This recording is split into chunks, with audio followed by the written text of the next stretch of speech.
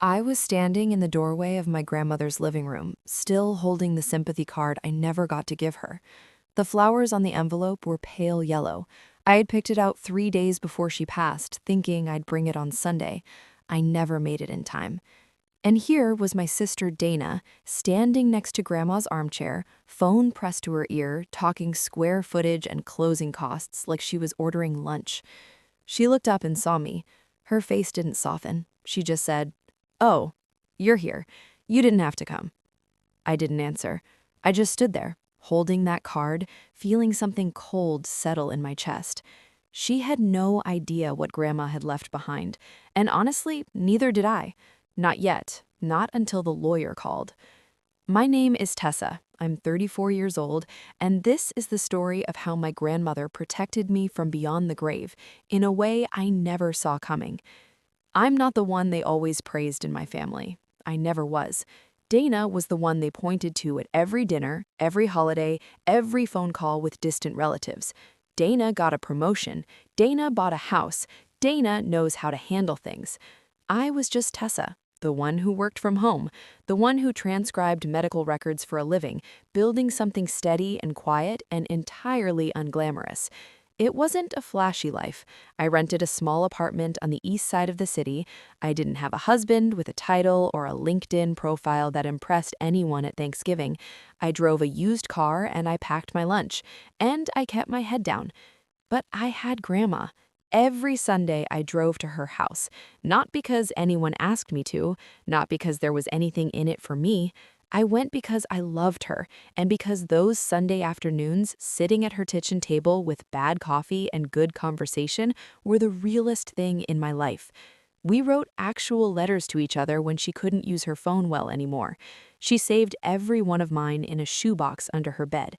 I found out later she showed them to her pastor and said, "This one sees the world right."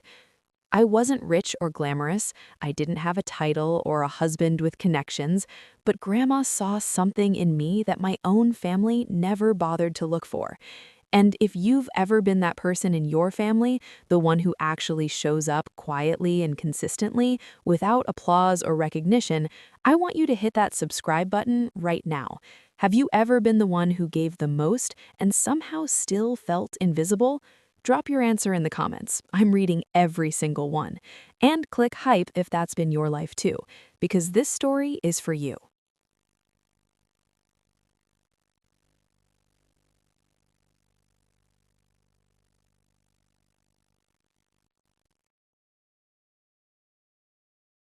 3 days after Grandma passed, Dana sent me a text at 8 in the morning. Family meeting at Mom's. Today, 2 o'clock. That was it.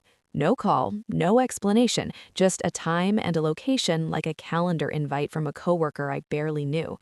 I showed up, I sat down in our mother's living room, and I looked around at my aunt, two cousins, and Dana, who was standing at the front of the room like she was chairing a board meeting.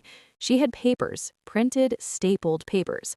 She handed them out to everyone except me. I had to ask my cousin to share hers. The document was titled Family Estate Distribution Plan. Dana had already contacted a real estate agent, she had already agreed on a listing price for Grandma's house, and at the bottom of the first page, she had outlined a percentage split where she would receive 60% of the sale proceeds as, and I'm quoting here, the designated family manager overseeing the process. I looked up. My aunt was nodding. My cousins were nodding. I raised my hand. Has anyone contacted Grandma's lawyer? Dana looked at me the way you look at a child who has asked a question at the wrong time. Grandma didn't have a real will, Tessa. She told me everything was going to be handled informally within the family. She told you that? Yes. I looked down at the paper again. I wanted to say more. I tried to. I just think we should verify that before we start listing anything. Dana cut me off cleanly.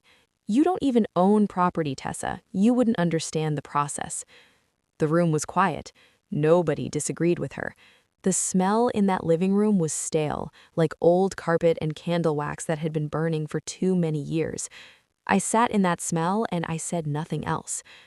That same evening, I was scrolling through my phone when I saw it shared in a neighborhood Facebook group. Grandma's address, photos of her living room, her backyard, her kitchen. The listing was already live, the house was already for sale, and not a single legal document had been filed. I took screenshots of everything. I didn't say a word to Dana, but something had shifted in me, something quiet and focused, because I knew something she didn't. I just didn't know exactly what it was yet. The group chat was the first thing. A cousin I was actually close to, my cousin Renee, texted me one afternoon and said, "Wait, you're not in the estate chat?" She had meant to forward something and accidentally sent me a screenshot of the thread. 22 messages deep. Dana organizing viewings, coordinating with the agent, asking everyone about availability for a final walkthrough. My name was not in the thread. I had not been invited. I called Dana directly. I asked her why I wasn't included. She said, "It's easier without extra opinions slowing things down." I heard those words and I felt them land somewhere deep, not with hurt exactly, more like clarity. This was who she was. This was who she had always been. The repast dinner was worse. It was held at her aunt's house the Sunday after the funeral. The dining table was covered in food people had brought. Grandma's friends were there, her neighbors, her church ladies. The whole room smelled like baked mac and cheese and lemon pound cake, all of Grandma's favorite things, made by people who had genuinely loved her. Dana stood up to make a toast. She held her glass and she listed the grandchildren who had, in her words, been there for Grandma in her final years. She named 4 people. She named cousins who had visited maybe twice. She named Renee, who I know hadn't been by since Christmas 2 years prior. She did not say my name. I sat at that table and I thought about every chemotherapy appointment. 8 months of them. Every early morning drive to the cancer center, every waiting room, every slow walk back to the car when Grandma was too tired to speak. I had done every single one. I had reorganized my entire work schedule around her treatment calendar. And Dana stood up in front of Grandma's friends and named everyone except me. Nobody corrected her. I didn't either. Then came the money. About 2 weeks later, Dana called me on a Tuesday evening. Her voice was different, warmer than usual, almost friendly. She said she wanted to make sure I felt included in the process, and that she had talked to the family and they all agreed I should receive something from the estate. She said she could arrange for me to get $2,000. "It's not nothing," she said. "It's a gift from all of us." She emailed me a document that same night. It was 2 pages long, full of legal language I had to read 3 times to understand. Buried in the middle of the second page was a clause stating that by accepting the payment, I agreed I had no current or future claims to any real property or assets connected to the estate of our grandmother. She had tried to buy my silence for $2,000. I was sitting at my kitchen table in the dark when I read that clause. I was exhausted. I was grieving. I was so tired of fighting a battle nobody else in my family seemed to see. I almost felt like maybe she was right. Maybe I didn't understand the process. Maybe I was the problem. And then I remembered Grandma's hands pressing something into mine about 6 months before she got too sick to sit up on her own. We were in her kitchen. She had made tea. She had been quieter than usual that day, and before I left, she took my hand and folded a small card into my palm and said, "Don't lose this baby, just in case." I had put it in my coat pocket and forgotten about it. I stood up from my kitchen table, walked to my closet, pulled out the coat I hadn't worn since winter, and checked the pocket. It was still there. The card was small, cream-colored. It had a name printed on it in simple type, Raymond Caldwell, estate attorney, a phone number, an address across town. I turned it over. On the back, in Grandma's handwriting, in her careful, slanted script, she had written just 4 words, "He knows what's yours." What they didn't know was that Grandma hadn't left things to chance. She hadn't trusted the family to do right by me because she had watched them for decades and she knew exactly what they were capable of. So she had made a plan, a real one, her own plan, drawn up privately, witnessed properly, filed correctly. She had done it alone and quietly, the same way she had always done the things that mattered most. I called the number on that card the next morning. Mr. Caldwell's receptionist answered on the second ring. I gave my name. There was a brief pause, and then the receptionist said, "Ms. Tessa, Mr. Caldwell has been expecting your call." Those words went through me like cold water. He had been expecting my call. Mr. Caldwell got on the phone a few minutes later. His voice was calm and measured, the voice of someone who had sat through a lot of difficult family moments and never lost his footing. He told me that my grandmother had come to him 14 months ago to draw up her estate documents, that the will was valid, that it had been witnessed by 2 people outside the family and notarized, and that I was named in it. Don't sign anything your sister sends you. Don't respond in writing to any financial offers, and let the legal process move forward. I'll handle the rest. I hung up the phone and sat very still for a long time. I didn't cry. I didn't feel triumphant. I felt something quieter than either of those things. I felt seen. I did not tell Dana any of this. I showed up to the next family meeting. I sat in the same chair. I listened to her update the group on buyer interest and closing timelines. I nodded when I was supposed to nod. I said nothing that gave anything away. Mr. Caldwell told me more about himself over our next 2 conversations. He had handled Grandma's finances and legal affairs for over 15 years. He knew the family well, not from warmth, but from documentation. He had a record of a conversation from 4 years prior where Grandma had visited Grandma and suggested, while Grandma was still healthy, that she should get ahead of things and transfer the house to Dana's name for safekeeping. Grandma had called Mr. Caldwell the next day and asked him to document that conversation. He had. He also told me something that made my stomach drop. The real estate listing Dana had posted online was a serious legal problem. Grandma's estate was in probate. No asset could be sold or transferred without going through the court process. Dana had listed a property she had no legal authority to list. The buyers who had toured that house, the agent who had been hired, all of it had been built on nothing. She may not have understood that, he said, but ignorance doesn't change the legal exposure. Meanwhile, Dana kept performing her confidence like it was a full-time job. She sent closing timeline updates to the family group chat every few days. Buyers are very interested. We're looking at a 30-day close. I've got it handled. At my cousin's birthday dinner a few weeks later, she stood near the kitchen with a glass of wine and told anyone who would listen that the estate was almost wrapped up. It wasn't complicated. You just have to know how to manage these things. I was sitting across the room. I watched her. I smiled when someone made a joke. I ate my food. I kept my expression easy and my thoughts completely to myself. 30 days, she had said. I thought, we'll see. Mr. Caldwell sent formal letters to all interested family members 2 weeks after that birthday dinner. It was a standard notification. A will had been identified, probate had been opened, and there would be a formal reading at his office on a date he specified. Attendance was optional, but strongly encouraged for all parties with potential interest in the estate. Dana called me the night she received the letter. "Did you know about this?" she asked. "I got the same letter you did," I said. There was a pause. "Well, it's probably just a formality. Grandma didn't have anything formally written down. This is probably just to confirm that." "Probably," I said. On the day of the reading, I arrived at Mr. Caldwell's office 10 minutes early. The office was on the 4th floor of a quiet building downtown. The waiting room smelled of paper and old wood, and just slightly of coffee from a machine in the corner. There were framed diplomas on the wall. A clock ticked on the shelf behind the receptionist's desk. Everything about the room said, this is a place where things are decided and they stay decided. Dana arrived with her aunt and one of our cousins. She was carrying a folder. Inside the folder, I could see from across the room, were printed documents. Her distribution plan. She had brought her plan to the will reading. She tried to hand the folder to Mr. Caldwell before he even sat down. He took it, set it on the corner of his desk without looking at it, and gestured for everyone to take a seat. Dana watched him set the folder aside.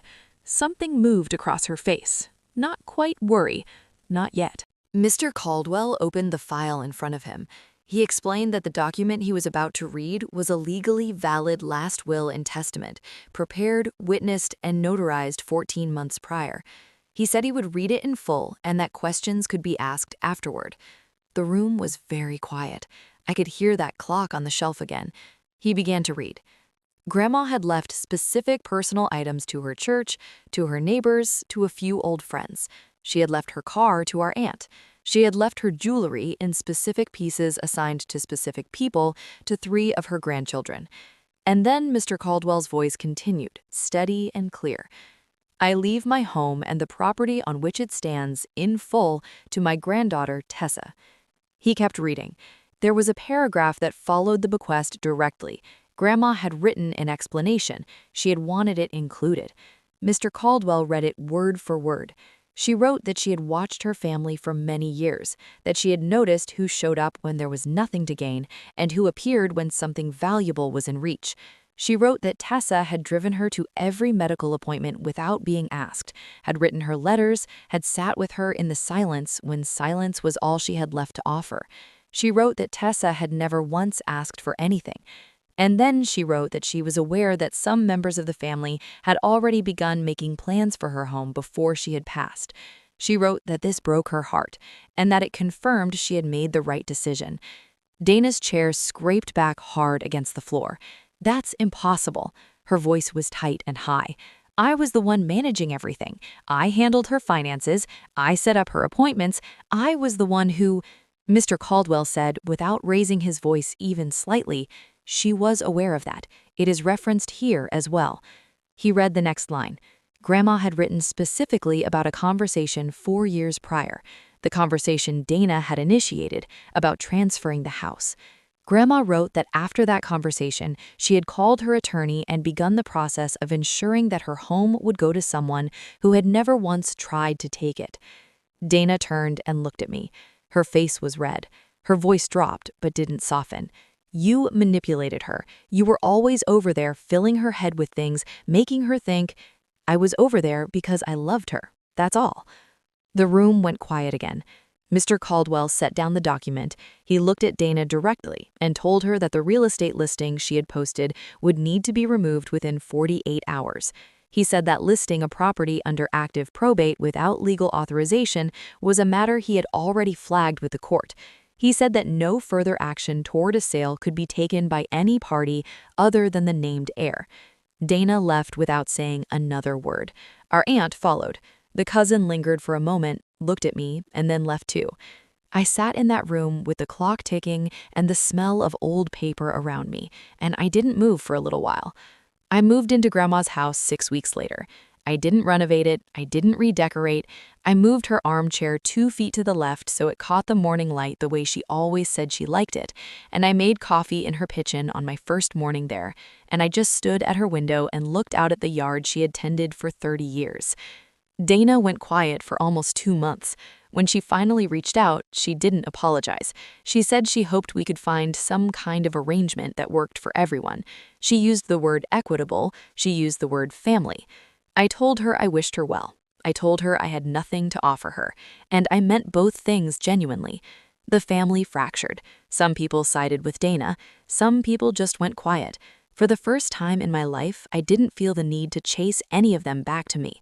The fractures had always been there. I just hadn't been willing to see them before now. A few weeks after I settled in, I was cleaning out the kitchen drawers, the kind of slow, quiet task you do on a Sunday afternoon when you're starting to feel at home somewhere. In the second drawer, under a stack of takeout menus and a spare key to nothing I could identify, I found a small envelope with my name on it, Grandma's handwriting. It wasn't a legal document. It wasn't notarized or witnessed. It was just a letter. 3 paragraphs written in her careful, slanted hand on a piece of notepaper with small blue flowers at the top. The last line read, I knew you'd handle it right. I stood in her kitchen, in my kitchen now, and I held that letter for a long time. Grandma didn't leave me a house. She left me proof that someone had always seen me clearly, even when I couldn't see myself. If you were the one who showed up in your family, the one who did the work quietly, who sacrificed without making an announcement, who gave your time and your presence and your love, and then got pushed to the side when something valuable appeared, I want you to know that your contribution was real. It mattered, even if no one in your family ever said so. Were you the one who actually showed up and then got pushed aside when it mattered most? Share your story in the comments. You deserve to be seen. Subscribe to this community because we don't let people's contributions get erased here. Click hype to help this story reach others who need it. Standing up for yourself inside your own family is one of the hardest things a person can do. If you've been there, if you know that specific kind of pain, subscribe and become a part of this community. Let me know this story helped you by clicking hype and tell me where you're watching from. I love seeing how far these stories travel.